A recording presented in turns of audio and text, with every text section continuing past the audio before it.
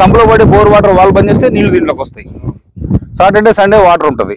మన వాళ్ళు ఫ్రెండ్స్ ఎవరైనా వచ్చినా ప్లాట్ కొన్న వాళ్ళు వస్తే ఆడుకోవడానికి. తర్వాత మురికి అవగానే ఆ నీళ్ళని ఓపెన్ చేస్తే సంపులోకి వెళ్ళిపోతాయి. సంపు నుంచి తోటకి వెళ్తాయి.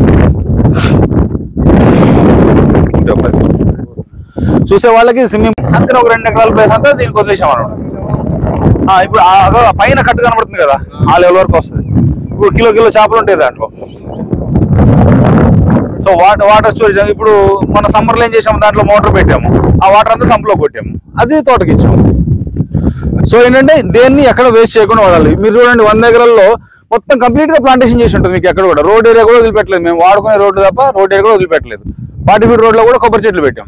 ఎందుకంటే 40 ఫీట్ రోడ్ ఇవాళ అవసరం లేదు. ఇప్పుడు నాకు 4 సంవత్సరాలు అయింది, ఇంకో 4 సంవత్సరాలకో 3 సంవత్సరాలకో కొబ్బరి స్టార్ట్ అవుద్ది. ఇంకొక 5, 6 ఏళ్ళు 7, 8 ఏళ్ళ వరకు కూడా నాకు ప్లాట్ కొన్న వాళ్ళకి వస్తే రెస్పెక్టివ్ గా నేను కొబ్బరి మండలం ఆపేయచ్చు కదా. 15 ఏళ్ళ తర్వాత కాంక్రీట్ జంగల్ అయినప్పటికీ చూద్దాం. ఇప్పుడైతే మనం పర్యావరణాన్ని కాపాడుకుంటూ ఖచ్చితంగా ఎంజాయ్ చేస్తూ పైసలు సంపాదించాలి. దానికి ఓన్లీ వన్ రీజన్, అంటే ఒకే ఒక్క మార్గం ఏంటంటే మేము కల్మ రూపంలో ఉన్న బంగారమైన శ్రీగంధాన్ని సెలెక్ట్ చేసుకున్నాం. చాలా మంది అంటారు శ్రీగంధం నుంచి డబ్బులు రావు అని. ఎస్, 100% రావు శ్రీగంధం నుంచి డబ్బులు.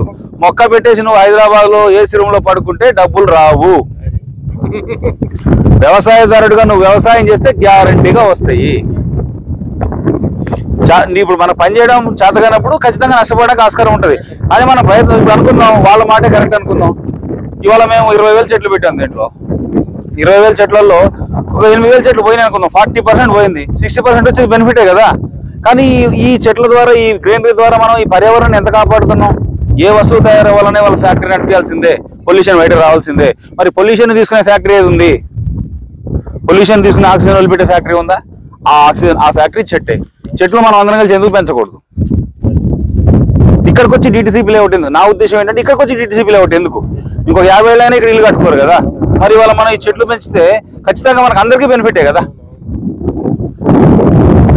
నెమళ్ళు చాలా ఉంటాయి.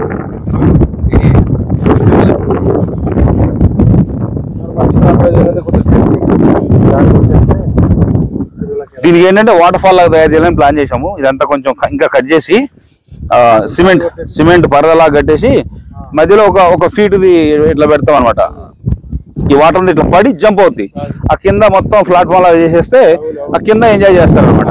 దానికోసమని ప్లస్ ఇక్కడ నుంచి ఒక రోప్ వే వెళ్తుంది అక్కడికి, ఆ రూమ్ కాడ నుంచి ఆ లాస్ట్ వరకు ఆ రోప్ వేలో అక్కడికి వెళ్తారు. సో మాకు ఆల్మోస్ట్ 2 years అయింది మార్కెట్ ఆగిపోయి, కుస్తీ పడుతున్నాం. అంటే ఒకటే బస్ ఎంజాయ్ చేసుకుంటూ పైసలు ఇప్పుడు ఒకటే బస్. నేను చెప్తున్నా, నీకు గ్యారంటీ ఉందో లేదో నాకు తెలియదు. హైదరాబాద్ లో మనం ఏ చేప తింటున్నామో నేను చెప్తున్నాను, దాంట్లో క్యాలబేషన్ చేపను పట్టు 100% హెల్దీ.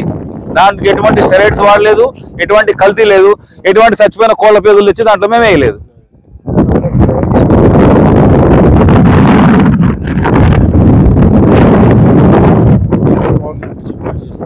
చేస్తాం సార్.